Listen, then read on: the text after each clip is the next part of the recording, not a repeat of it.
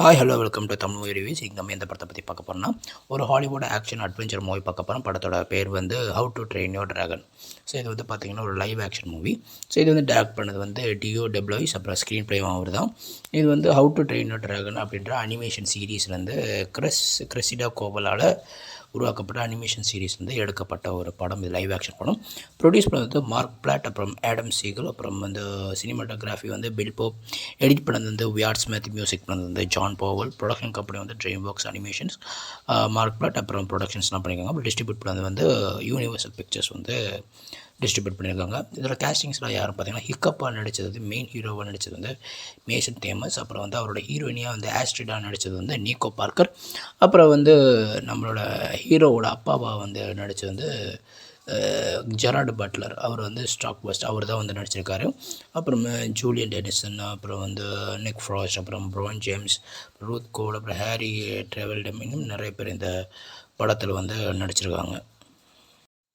படத்தோட கதை வந்து என்னென்னா, இந்த படம் வந்து ஒரு யூரோப்பில் நடக்குது. அதுவும் வந்து வைக்கிங் காலகட்டத்தில் நடக்கிற மாதிரி வந்து காட்டுறாங்க. ஸோ ஒரு வைக்கிங்ஸ் மட்டுமே வாழக்கூடிய ஒரு குக்கிராமத்தில் வந்து ஹீரோவும் அவரோட அப்பாவும் மற்றவங்களாம் வாழ்ந்துட்டு வராங்க. ஹீரோவோட அப்பா தான் அந்த ஊர் தலைவர். ஸோ அவர் வந்து வாழ்ந்துட்டு இருப்பாங்க எல்லாருமே. அப்போ வந்து பார்த்திங்கன்னா நிறைய கூட்டமாக ட்ராகன்ஸ்லாம் உள்ளே வந்து மொத்த ஊரை எல்லாம் எரித்து நாசம் பண்ணி அடித்து துவம்சம் பண்ணி அங்கே இருக்கிற ஆடு, அதுக்கப்புறம் செம்மறி ஆடு, அதாவது கோட் ஷீப், அது வந்து மொத்தமாக தூக்கிட்டு போயிடும்.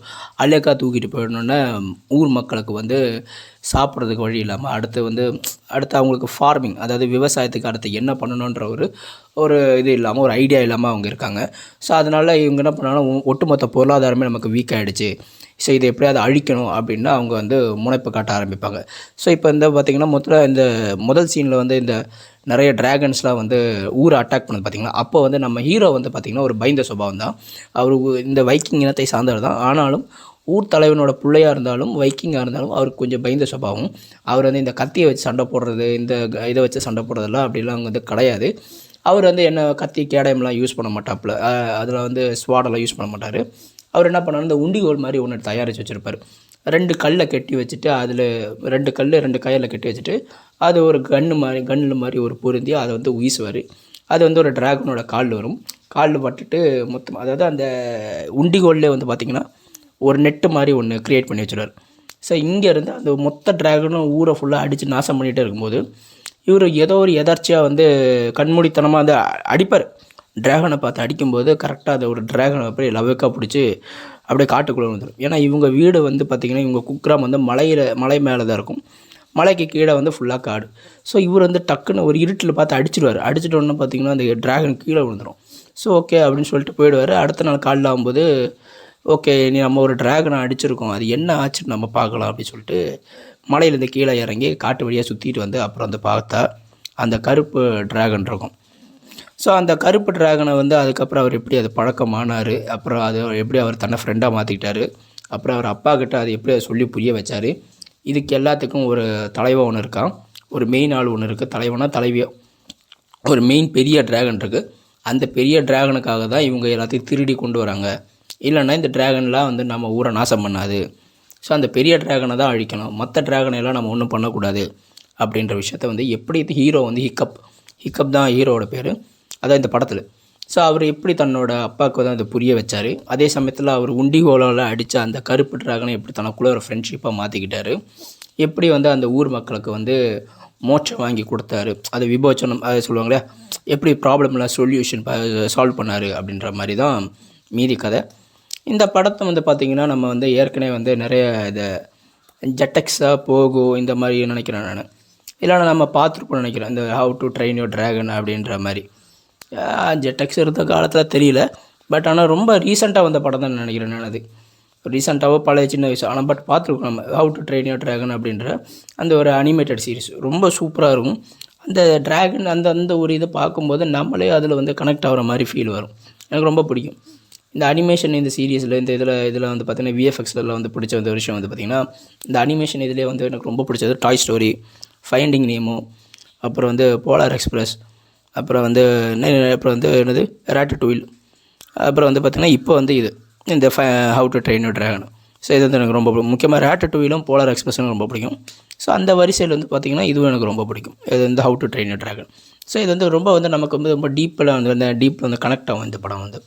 ஸோ ஒருத்தனால் முடியாத விஷயம் எப்படி அவன் வந்து பண்ணுறான், அப்போ எப்படி அவன் ஒன்றுமே இல்லாதவன் எப்படி அந்த ஊர் தலைவர் ஆகிறான், அப்புறம் எப்படி அவன் அந்த கூட்டத்தையும் அவன் ஃபேமிலியை அவன் காப்பாற்றுறான் அப்படின்றது how to train a dragon part 1 part 2 part 3 அப்படி போகும். அது அனிமேஷன் சீரிஸ். இப்போ லைவ் ஆக்ஷனில் பார்ட் 1 மட்டும் எடுத்திருக்காங்க. இந்த ஹீரோ செலெக்ஷன் வந்து பார்த்திங்கன்னா நமக்கு அது அவ்வளோ சாட்டிஸ்ஃபை ஆகலை. அது என்னமோ மாதிரி இருந்தது. பட் ஆனால் போக போக தான் எப்படின்னு தெரியும்.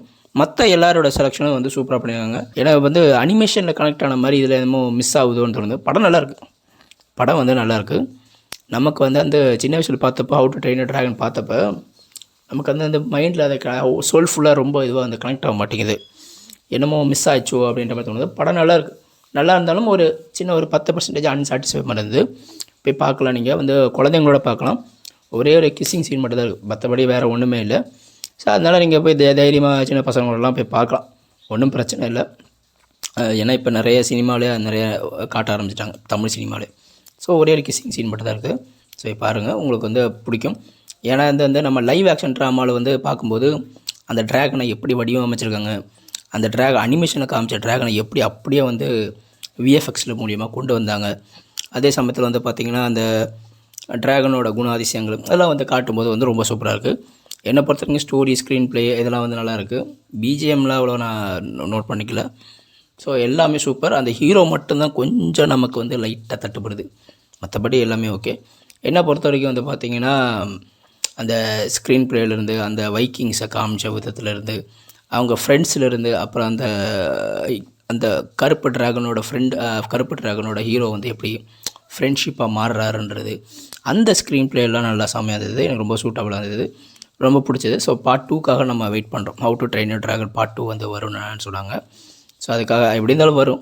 ஸோ அதுக்காக வெயிட் பண்ணுறோம்.